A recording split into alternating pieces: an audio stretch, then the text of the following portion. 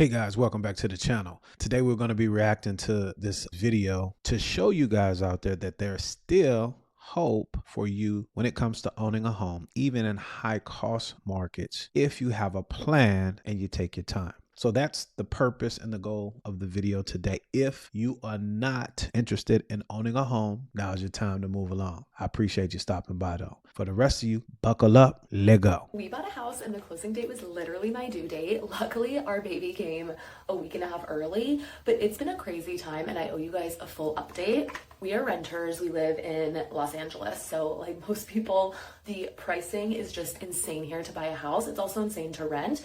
But our plan was after our second baby boy came to start looking to hopefully move a little farther out of the LA area into more of like suburbia once our lease was up here. First thing that I hear is this. There was a plan put in place and they're not being reactive. The reason I bring that point up is so often during consultations that we have, if you want to reach out, link is in the description to schedule the consultation. But there's a common theme that I hear, and a lot of people wait until life happens and a situation comes up where you have to move, or you're tired of a rental situation, or there's some type of 911. I was always taught this: your 911 or my 911 is not everyone else's. So the way to mitigate these things, as she was saying, they had a plan while they were renting, and it seemed like it was projected out 2 years, and that's huge. Secondly, if you notice, she said that they're in Los Angeles, one of the most expensive metros or housing markets that there is in the United States. So you got to keep that in mind as well. And why that's important is a lot of the videos online today always talk about purchase prices that seem so elevated. Well, here's the deal. If you don't live in LA, then you don't need to worry about those numbers. Stated differently, what I'm saying is this: what are the average or the median home prices where you live? Number one. Number two, are you buying in that price range? Because most people, most first-time home buyers are not. There's a lot of homes for sale that are less than $300,000. Keep those things in mind when you're watching these videos. Where are they talking about? What market are they in? And does that correlate to where I am? Do I have a plan, or am I being reactionary? Remember, those of you that watch this channel, I say it often, and I want you to be prepared. Wealthy people, a characteristic is planning. Folks that are dealing with financial hardships or poor people are reactionary in every sense of the word. Let's continue. Leases up here over the summer.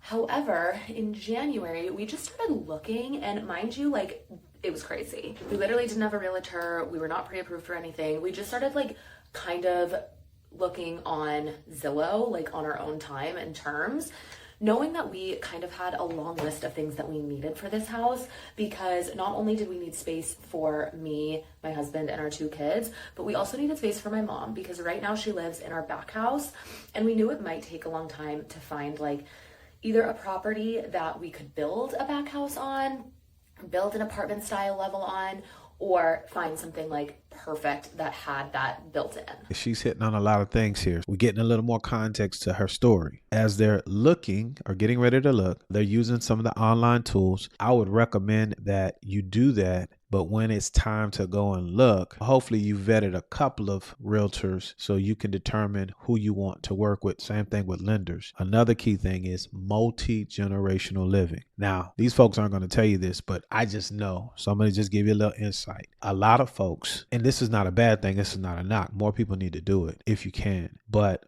building an ADU, an auxiliary dwelling unit, if you're in an area that allows for those types of things. Her mom, her husband, now they have some babies, 2 babies in the house. And so great concept if it could be pulled off. But I guarantee mom is subsidizing in some way, either helping down payment, monthly expenses, or childcare, daycare, because those could be very expensive as well. So can you have a situation like that when you're starting to think about solutions, especially if you're in higher cost areas? These are things that you can think about to get into a home, onto the housing ladder, and not always be in a negative defeatist type mindset, but in a mindset where you can have solutions. So multi-generational, and then we're not living on top of one another. Mom needs to have her own space, but close enough to where we're looking out for the elders. The elders could give back into the children and help us out in either financially or just life and daycare, so on and so forth. Hopefully that makes sense. She's cooking. This is a good video. Let's continue. And when we first started looking, we were like, man, there really is not that much. Like,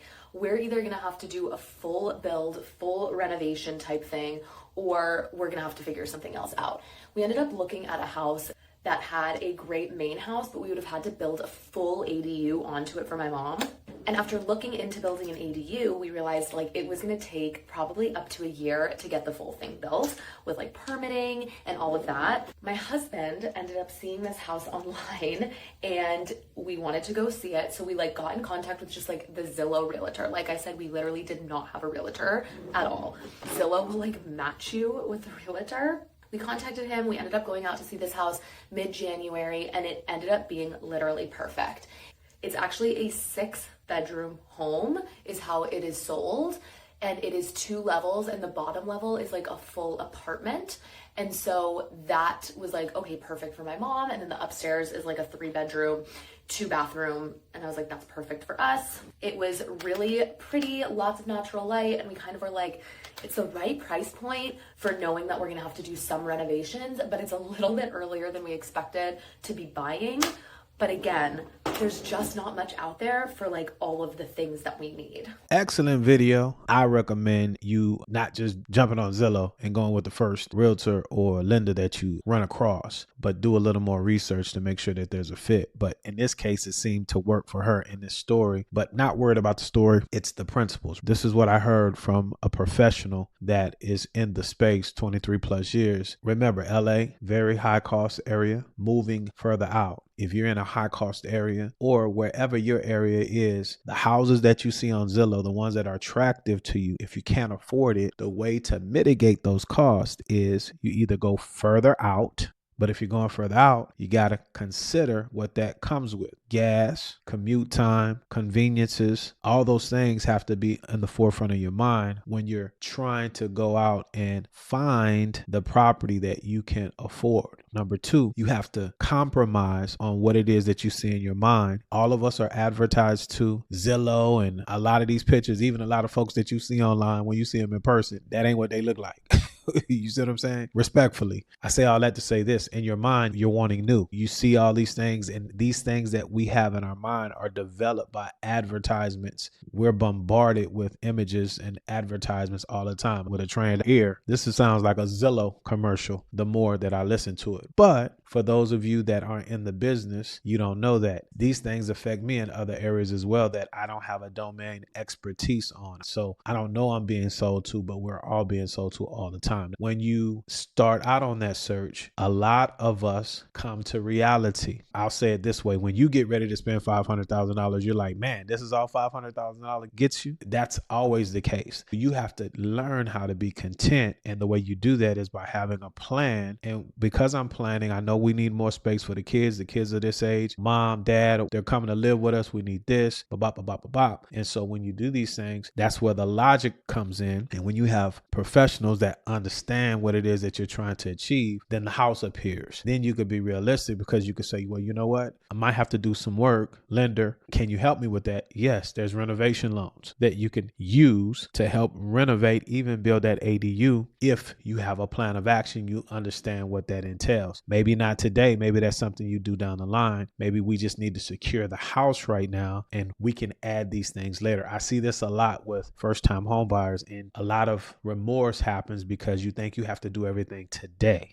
Hopefully you've heard something here today that could give you some encouragement in some areas that you may be facing or some challenges to you getting onto the property ladder. If you're ready to take the next step and achieve your goal of home ownership, I would love to have a conversation with you. Why? I'm a lender. My NMLS license number is 180100 and my contact information is pinned in the top comment and in the description of this video. My time is up, but I thank you for yours. As I always say, guys, let's be good to one another. Let grace abound. Watch these next 2 videos. They'll help you in your education as you prepare to become a homeowner. And for the rest of you, indeed, y'all stay blessed.